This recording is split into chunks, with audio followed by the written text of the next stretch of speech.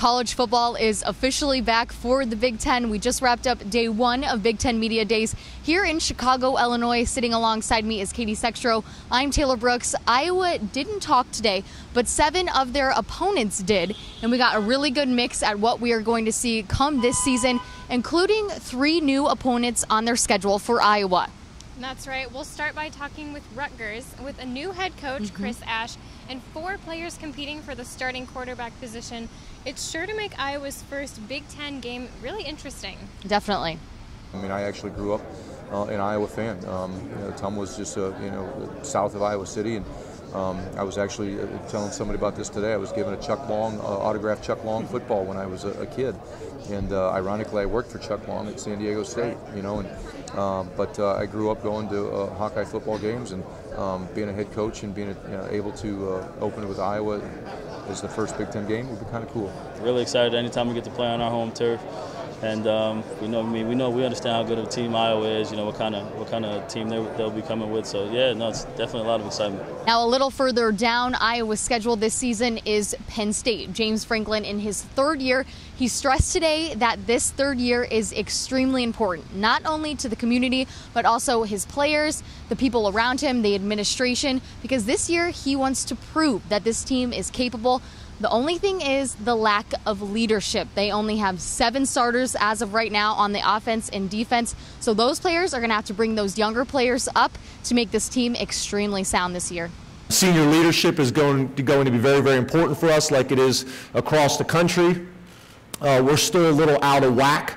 With our numbers of juniors and seniors in our program. Spent a lot of time in the off-season studying 2 deeps of our opponents, and we still just don't have a large number of seniors in our program. I think, on defense, if you talk about, guys that are listed as starters right now, we have 4. And then on offense, guys that are listed as starters, probably 2. And then 1 on special teams. So, our numbers are still a little bit out of whack. And then we jump to November when Iowa plays Michigan. Now, it's a night game, so cold could play a factor. It's late in the season. Michigan's mentality is really high right now. It really is, and this is a huge West-East crossover game. Today, Jim Harbaugh talked a lot about mentality, his mindset. 1% better every single day, and I think that his tight end, Jake Butts, has that mentality down. Just the idea of, can we get 1% better each day? Can we be better today than we were yesterday? Can we be better tomorrow than we were today? The notion that improvement will lead to success. And that's the kind of improvement that really sticks. Almost like getting in shape. If you were going to get in shape, if you do it day after day, a little bit better each day, you may not see it in a day, you may not see it in a week, you may not even see it in a month, but at some point you're going to see it and it's going to stick. I think actually it's the mental part of the game that does make me a good player. I feel like I have a really good feel for the game, and I feel like I'm really football smart. I'd really take studying the playbook to heart. I know just about, maybe aside from 5 or 6 plays, I know what every receiver's route is. On every play. I know the O-line's calls and assignments on almost every running play and in most protections.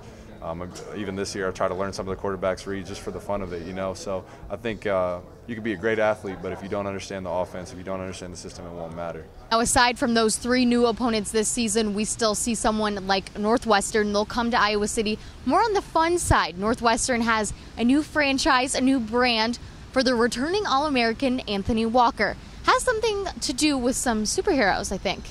I think it shows our commitment as a university to think outside the box. First of all, the only way we can do it is if the young person's humble enough to understand what we're trying to do. And both Dan and now Anthony, Anthony really didn't want to do it, but said, yeah, let's have some fun with it. And the tag, the franchise, was given to him by his teammates. And so I think that's something that's really neat. His teammates are having a blast with it. I mean, they're totally making fun of him. Which, if you can't laugh at yourself and have fun with things like that, that's what college football is all about. For us, it's a key player for us, and we just try to make sure it's just a joke right now. But again, we embrace it. It's a lot of fun. You take it as it comes, man. It's a blessing. It doesn't happen every day. Me, a small kid from Miami, Florida.